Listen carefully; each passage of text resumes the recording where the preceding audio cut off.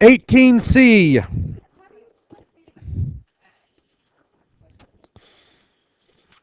Number 1. Shown below is the probability histogram for the sum of 15 draws from the box 001. What numbers go into the blanks? So, is it possible to get every number 0 through 15? With 15 draws, what's the lowest we could get? 0. What's the highest we could get? 15. Is it possible to hit everything in between? Yes. So we would just count 2, 3, 4, 5, 6, 7, 8. Yeah, and product doesn't work. The sum does. Which is a more likely value for the sum, 3 or 8? How would you know? So you look there, 3 has a height that's about half as tall as the middle section, and then 8 has one that's about half that tall. So 3. Okay. Number 2, a biased coin has 1 chance in 10 of landing heads. It is tossed 400 times. Estimate the chance of getting exactly 40 heads. What goes in the box? So we have 9 copies of 0 and 1 copy of 1. How do we find the expected value?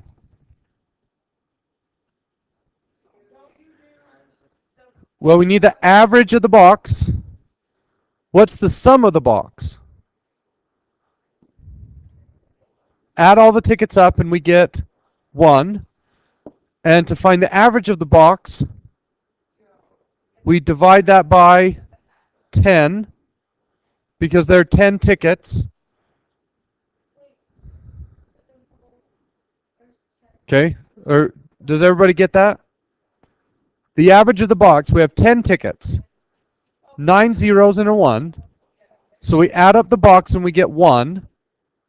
And then we divide it by the number of tickets, 10, and I get 0.1. That's the average of the box. How do I find the expected value? Multiply that by the number of tosses. Nope, that's the SE. So we're going to multiply that by 400 tosses, and I get 40. What does 40 tell us? If you flip this coin 400 times, you would expect 40 heads. Is everybody okay with that?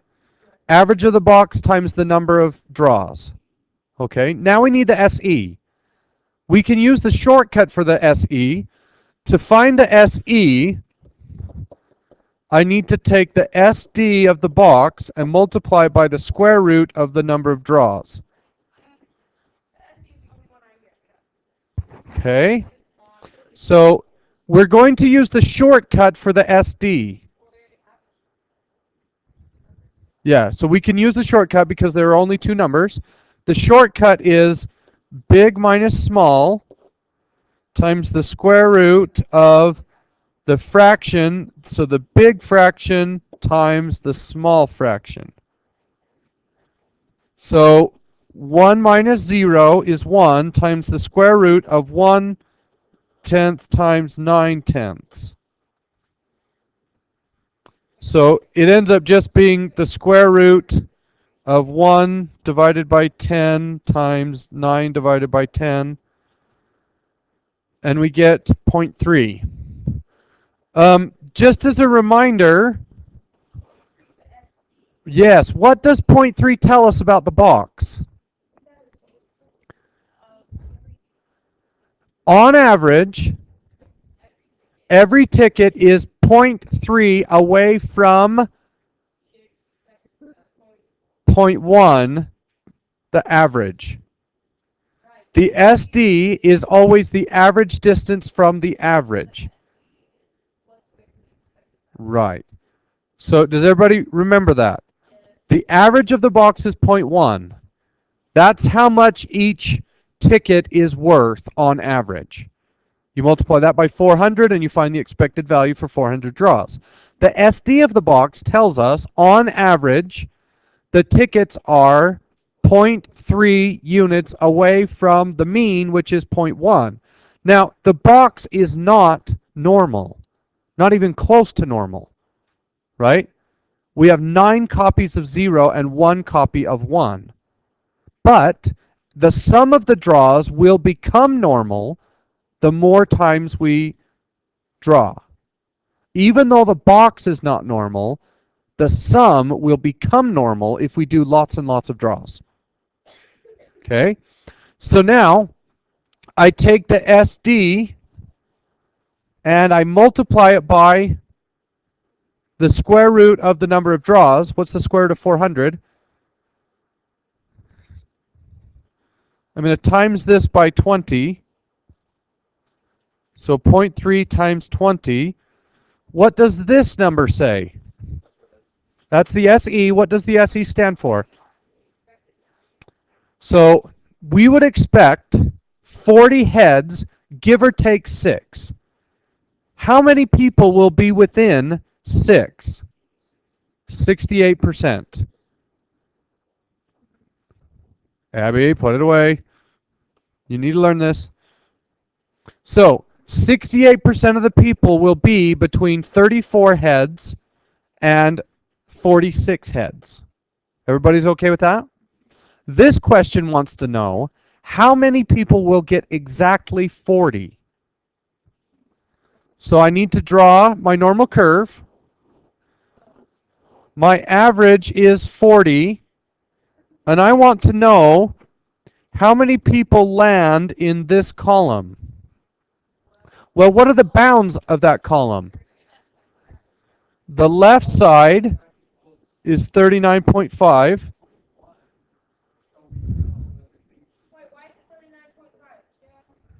So that column, we're only looking at 40.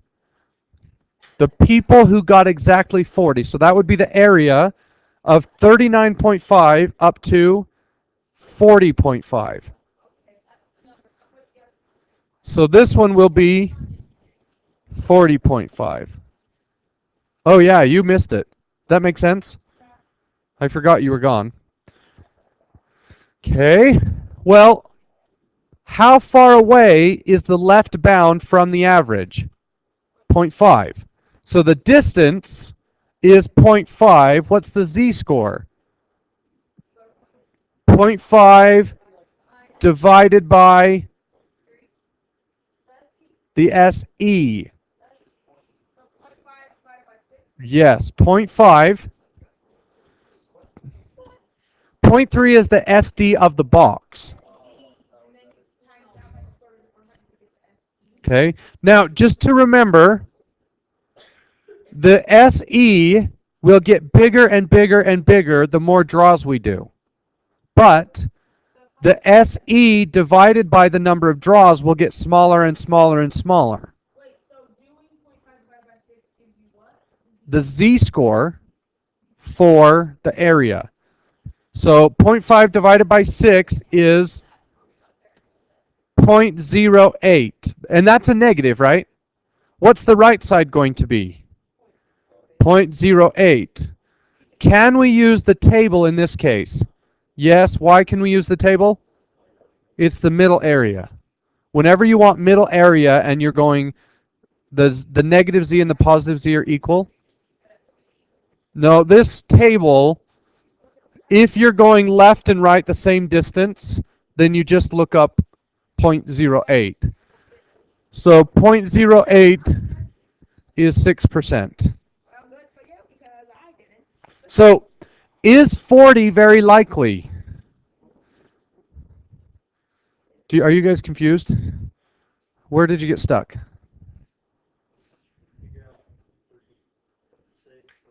Okay, I mean, this is a good time to fix it. All right, let's say I have a box, okay? I don't know. Let's say I don't know what's in there. Okay. So let's say that the average of the box is 5. Pay attention, guys. What does that mean? Malone and Abby? If you add up all of the tickets and you divide by the number of tickets, then you get 5. Okay? So, what is the expected value if we do 100 draws? 500, because each ticket is basically worth 5. Right? If you were to take all of the tickets and turn them into a single ticket, that single ticket would be 5. So the expected value is 500. Okay? Let's say that the SD of the box is 2. What does that mean? It means, on average, are you guys confused? This isn't a problem. We're just reviewing something. Yeah, we answered that. Okay, so on average, the tickets in the box differ from 5 by 2. That's the SD of the box. Okay? Right. Yes. So the standard error is linked to the expected value. Okay? So if I chose one number from the box, what would I expect it to be? A 5. Give or take 2. So it's probably going to be a 3, a 4, a 5, a 6, or a 7. We have a 68% chance that the number we draw out of the box will be between 4 and 7. 3 and 7. Does everybody get that? Okay? But when I start adding numbers together, I will percentage-wise get closer and closer to the expected value. So if I do 100 draws, I would expect to get 500, give or take 1 SE. What is the SE for 100 draws? So the SE is the SD of the box times the square root of the draws. Yeah, we should put it up there. 2 times 10 is 20. Okay? So, my expected value is 500, give or take 20. Square root of 100. Now, here's a really important question. Is everybody listening? Brad? This is really important. If I make more draws, will my SE get larger? Yes. But the percentage is going to go down. The SD note doesn't change. So let's say I make 10,000 draws. Well, no, let's do 400. Let's say I make 400 draws. What's my new expected value? 400 times 5 is 2,000. Okay? What is my new SE? 2 times the square root of 400 is 2 times 20, which is 40. So now, I am expected to get the sum of 2,000, give or take 40.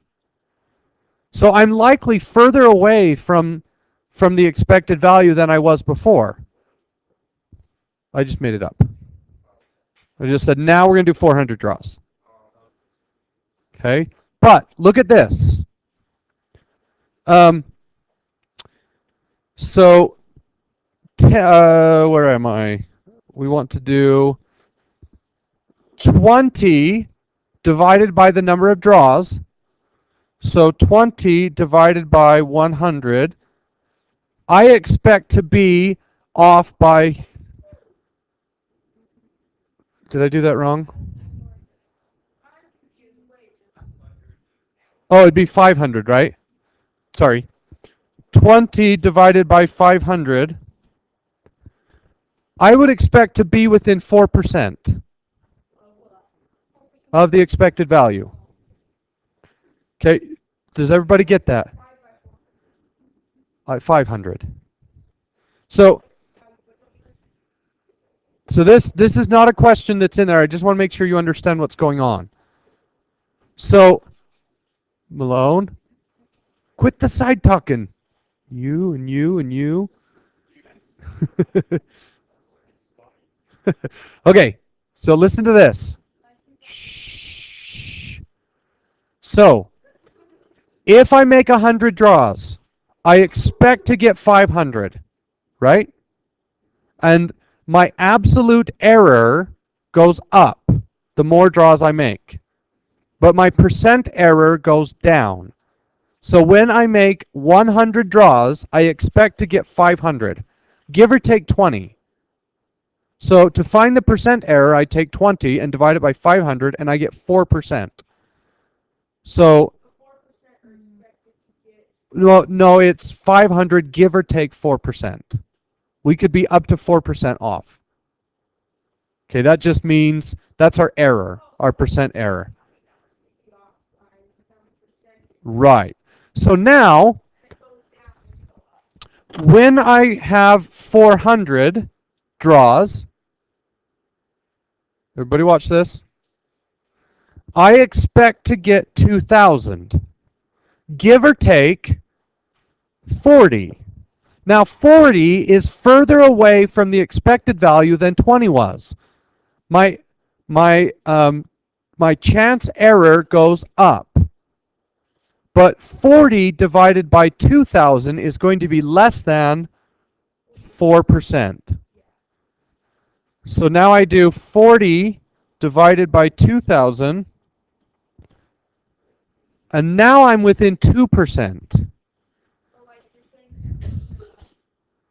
The SE got bigger, but percentage-wise, it got smaller. Okay, that's an important idea. Okay? Yeah, the percent error. Yep. So what that means is the more draws we do, the further away we expect to be from the expected value. But percentage-wise, we'll be closer. Yes. Okay, that's fine. Yeah. All right, let's go up to 10,000 draws. If I do 10,000 draws, what is my expected value? 50,000. So I would expect to get 50,000. Okay. What is my new SE? 2 times the square root of 10,000. That's 100. So I end up with 200. So my chance error, or my standard error, went up. But 200 divided by 10,000 is going to be less than 2%. Right? So I'm more accurate even though I'm further away. Do you guys understand that concept? So my chance error goes up, but my percent error goes down. And eventually, the more and more I draw, my percent error gets closer and closer to 0. And eventually, I make so many draws from the box that I can't tell the difference between my expected value and the actual value, than the observed value. So 200 divided by 10,000, or sorry, 50,000, thank you.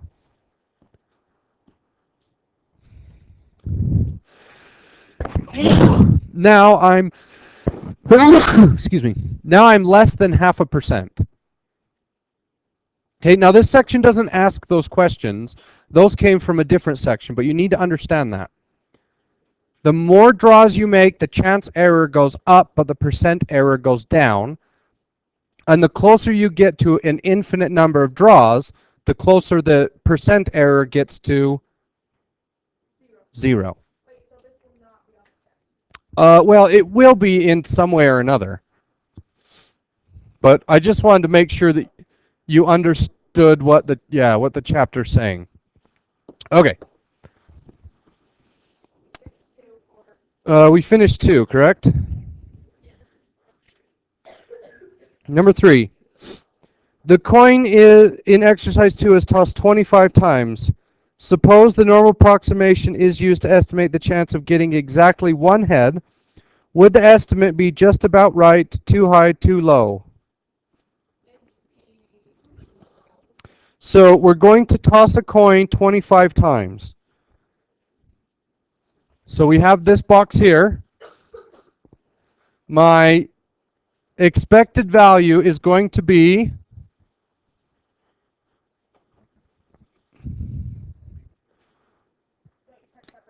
I multiply the average of the box times 25, and I get 2.5. What does that mean? Not every draw. If you draw 25 times, you expect to get 2.5 heads, which is a little weird. So 2 or 3 heads, right? Well, yeah, you can't actually get half a head, so no. So if 2 people played this game, one would expect to get 2 and one would expect to get 3. That's all it means, right? Okay. Now we need to find the standard error.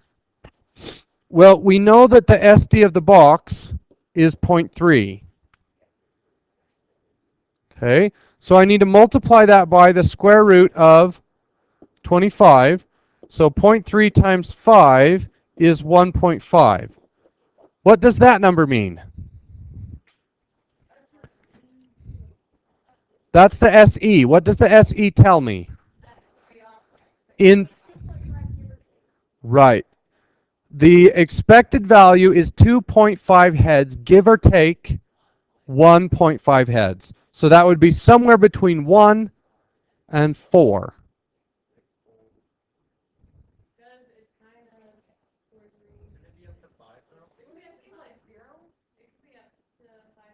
Well, no, you would add those together. So 2.5 minus 1.5 is 1. 2.5 plus 1.5 is 4. So 68% of the people who play this game 25 times will get between 1 and 4.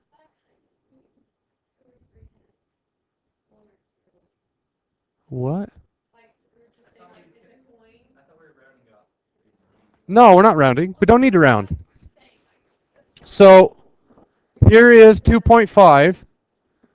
From 1 to 4, what's the area between 1 and 4?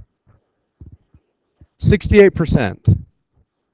So don't round your numbers before you put them in the... Yeah. Well, half the time 2, half the time 3.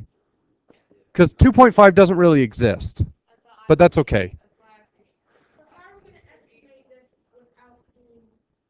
Okay, good. So now we have our... You're fine. Now we have our curve. We know our SE, we know our expected value. So on our curve, we want to draw a column around 1. Does everybody understand that? We want to draw a column around 1. That's what the problem said to do. It says getting exactly 1 head. Okay? So how do we pick... Do you guys get this? How do we pick the bounds on the column 1? From 0.5 to 1.5. So this bound is 0.5 and this bound is 1.5. Okay? Well, how far is it from 2.5 to 0.5? -2. How far is it from 2.5 to 1.5. Negative 1. Yes, but not yet. I need to put them into z-scores. So the value, subtract the average. I did value minus average divided by SE. Well, normally it's SD, but because we're doing the sum of the draws, we use the SE. So negative 2 divided by 1.5. Well, it's pretty obvious. The SD doesn't make any sense in this case. The SD just talks about the box. The SE talks about 25 draws from the box. And the SE changes every time you make another draw. It's the exact same mathematics, but we have to use, so if you only have one variable, we use the SD. If you have two variables, we use the root mean squared. And if you have some of the draws of a box, we use the SE. So it's the exact same concept, but the SD just doesn't make any sense in this case. And then we do negative 1 divided by 1.5. Now what do I do? Shade norm. Those are z-scores, right? Oops. So shade norm from negative 1.33 to negative 0.66.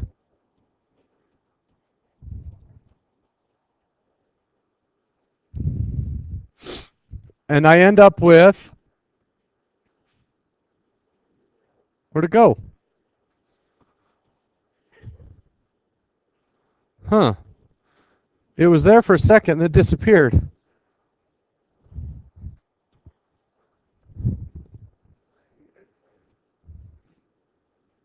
We'll never know. 16%. Okay, so the question asks, the coin in exercise 2 is tossed 25 times. Listen up. Suppose the normal approximation is used to estimate the chance of getting exactly one head. Would the estimate be just about right, too high, or too low? How come? You're using the normal curves from the history. Is that what the answer in the back says? So why is the normal curve a problem in this case? Because we don't have very many draws, right? We have to have a lot of draws for the histogram to look like the normal curve. 25 just isn't enough. You need at least 100. Well, and it depends. It depends on what's in the box. Some boxes get there faster. Some boxes get there a lot faster than others. Okay, 4. The same coin is tossed 100 times. If you were asked to estimate the chance of getting 10 heads or fewer, should you keep track of the edges of the rectangle? Yes, because they keep getting bigger. So do we do the rectangle trick for 100 draws? Yeah. Yes.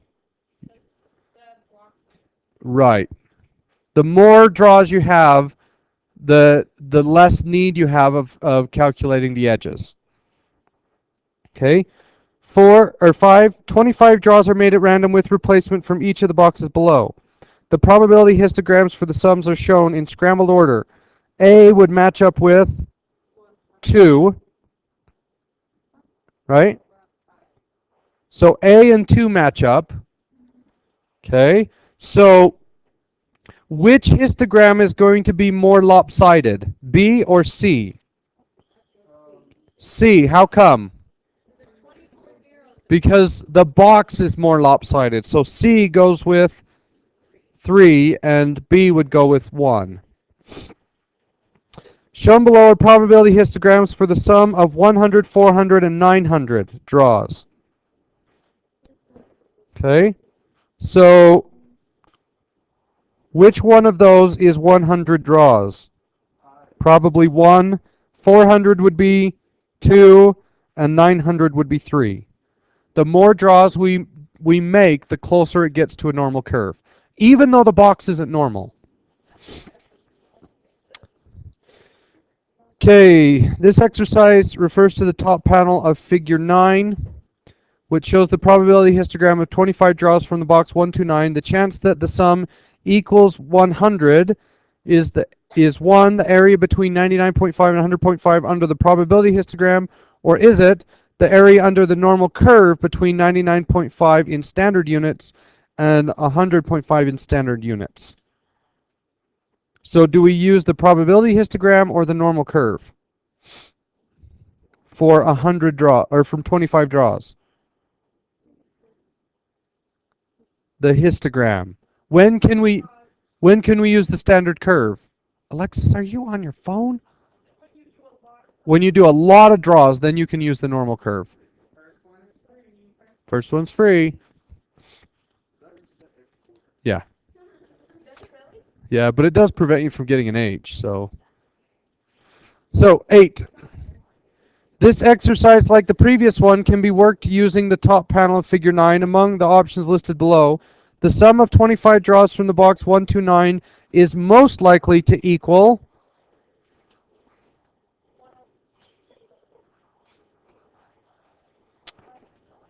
I would say if you look at that picture on 322, just slightly left of 100 is what I would say. So 101 maybe. And least likely to be 9.